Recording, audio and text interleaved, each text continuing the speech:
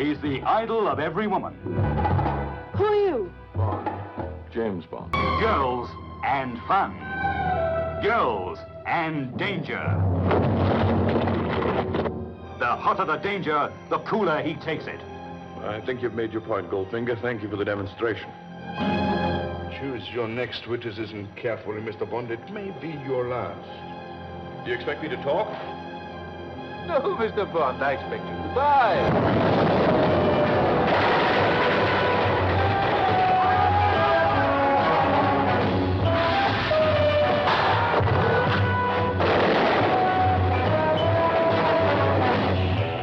What's going on, everyone? Great talent here, and today we're going to talk about Goldfinger, James Bond 007 and Goldfinger from 1964.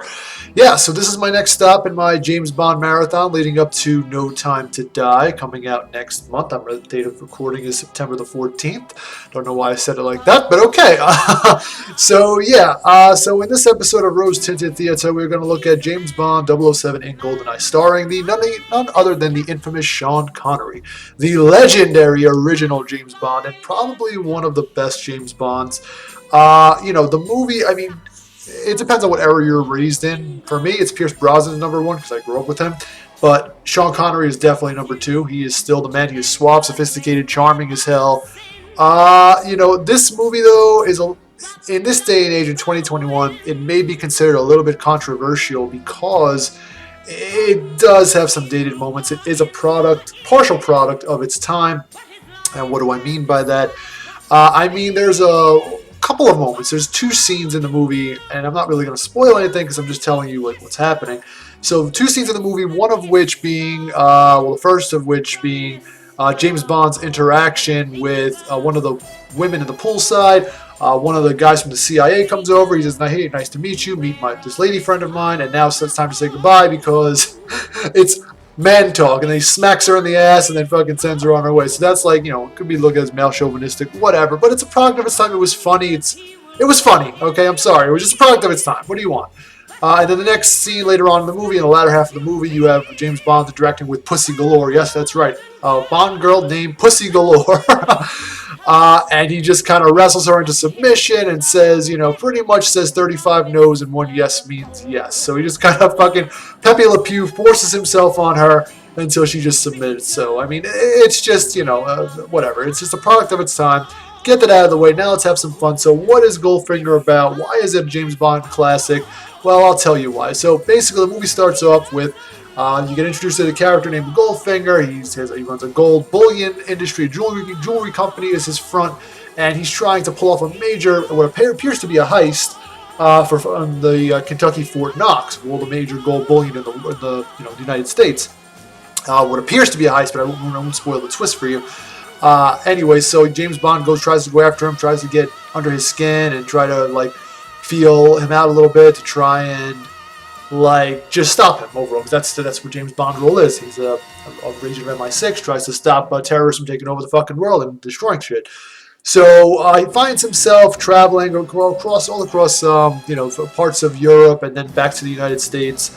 There's some cool action moments in it. They have one of the infamous, besides Goldfinger, there's the infamous villain Oddjob, who's the Goldfinger's henchman, and that's where a lot of the parody shit comes from Austin Powers and shit, where he throws a fucking hat that's laced with metal in the movie where it cuts things. It's like a razor blade, just slices it in half like a saw.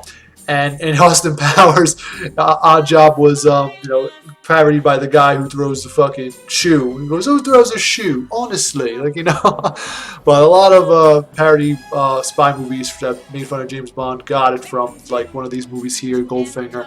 A lot of iconic villains, iconic scenes. There's the scene where the woman gets turned to gold. The laser scene, where Bond comes with a very close call with his man parts with a fucking laser. And so on and so forth. The action is pretty substantial. For the product of its time, 1964 came out. The music is really, really well done. You have the infamous James Bond scene at different levels across the film, within the film. And it's just a fun time. It's a good time. Like I said, I want to knock a few points off because it's a product of its time. You know, some dated moments that might not mesh well in this climate that we're in 2021. But other than that, it's a classic Sean Connery James Bond movie. It was his third James Bond outing.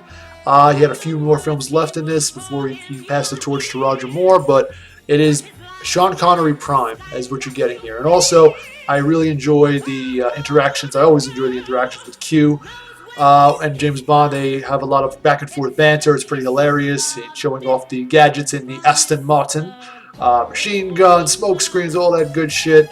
And yeah, no, it's a fun time. It's a fun time.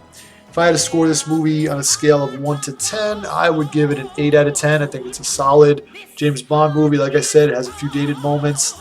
Some of the special effects are pretty good, you know, but you can tell a lot of it's green screen because, again, I keep saying it, product of its time. You have not the technology wasn't quite there yet, but I'm rating it as if I'm kind of being lenient on it because it came out in 1964, over 56, 57 years ago.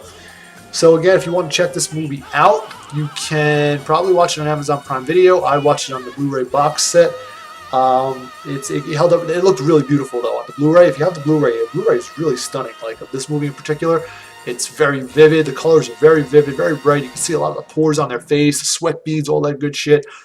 So the next movie in my Bond marathon will be Dr. No, the first ever Bond movie. See, I'm trying to go in chronological story order, which makes sense with something I read online. It says if you go in this order, not the chronological order, but the order of like a certain order of movies, you kind of get the fuller story of the character as James Bond, not the decades of, not Bond through the decades. You know what I mean? So again, with that being said, that's my review of James Bond 007 in Goldfinger. Let me know what you think in the comments below. Don't forget to like and subscribe, and I will catch everybody next time. Thanks, as always, for stopping by.